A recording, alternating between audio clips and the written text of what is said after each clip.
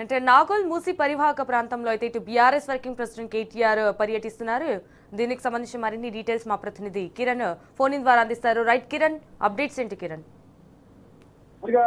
BRS working president KTR కాసేపటి క్రితం నాగోల్లో నిర్మించినటువంటి 450 కోట్లతో నిర్మించినటువంటి ఎస్టీపీ ఏదైతే ఉందో దాన్ని సందర్శించారు. అక్కడ నుంచి నేరుగా నాగోల్లో ఉన్నటువంటి మినీ శిల్పారామం కు చేరుకుంటారు. అక్కడ బ్యూటిఫికేషన్ కు సంబంధించి గత ప్రభుత్వం చేపట్టినటువంటి అభివృద్ధి పనులు ఏవైతే ఉన్నాయో ఆ అభివృద్ధి పనులకు సంబంధించినటువంటి అంశాల్లో కూడా గత 2.5 సంవత్సరాల నుంచి రాష్ట్ర ప్రభుత్వం కాంగ్రెస్ ఏర్పడినప్పటి నుంచి కూడా కేవలం ఒక చిన్న పని కూడా చేపట్టలేదు. అయితే వాటన్నిటినీ కూడా అతి తక్కువ ఖర్చులోనే గత ప్రభుత్వం అభివృద్ధి చేపట్టినటువంటి నేపథ్యంలో ప్రస్తుతం ఉన్నటువంటి సిచ్యువేషన్ లో కూడా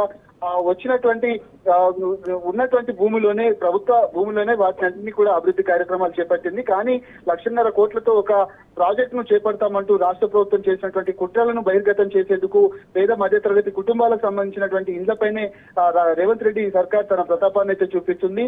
ఉన్నటువంటి ఇండ్లను స్వాధీనం చేసుకోకుండా పూర్తిగా ప్రభుత్వ భూమిలోనే చేపట్టినటువంటి కార్యక్రమాలు ఏవైతే ఉంటాయో వాటన్నిటిని రాష్ట్ర ప్రభుత్వానికి సంబంధించినటువంటి ఒక పర్యటన అయితే కొనసాగుతుంది. అంతేకాకుండా రాష్ట్ర ప్రభుత్వం చేసినటువంటి మానస్ ఏదైతే గాంధీ సరోవర్ పేరిట పెద్ద ఎత్తున 5,000 కోట్లతో ఉన్నటువంటి చాలా మంది అపార్ట్మెంట్లకు ఇప్పటికే నోటీసులు జారీ చేశారు. అవన్నీ ఏవి అవసరం లేకుండా ఎంత మేర అభివృద్ధి చేయొచ్చు అనే దానిపైన కూడా ఒక పర్యటనకు సంబంధించి ఇటు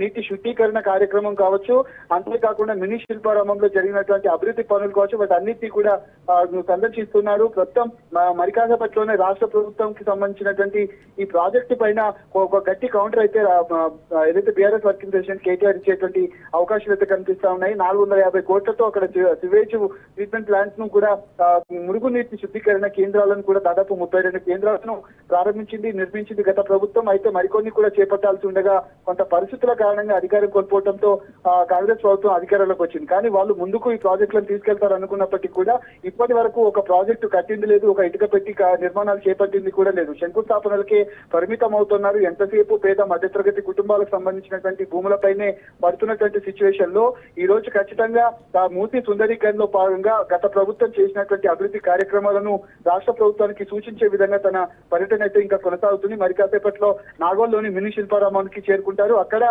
నిన్నటి వరకు కూడా కనీసం శానిటేషన్ సిబ్బంది అక్కడ ఉన్నటువంటి చెత్త చెదారాన్ని తొలగించేటువంటి ప్రయత్నం చేయలేదు, చెట్లకు నీళ్లు పోసేటువంటి కార్యక్రమం కూడా చేయలేదు, దాన్ని మెయింటైన్ కూడా చేయలేదు. ఈ రోజు బీఆర్ఎస్ వర్కింగ్ ప్రెసిడెంట్ కేటీఆర్ వస్తున్న తరుణంలోనే శానిటేషన్ సిహెచ్ఎంసీ సిబ్బంది అంతా కూడా పూర్తిగా అక్కడ శుద్ధీకరణ కార్యక్రమం కావచ్చు, అంతేకాకుండా చెత్త చెదారాన్ని తొలగించేటువంటి కార్యక్రమంతో పాటు మున్సిపల్ సిబ్బంది అంతా కూడా మొక్కలకు నీళ్లు పోస్తున్నటువంటి సందర్భం మనకు కనిపిస్తా ఉంది. పూర్తిగా మరికాసేపట్లోనే నాగోల్ శిల్పారామానికి బీఆర్ఎస్ వర్కింగ్ ప్రెసిడెంట్ కేటీఆర్ చేరుకుంటారు. Alright Kiran, thank you for the updates.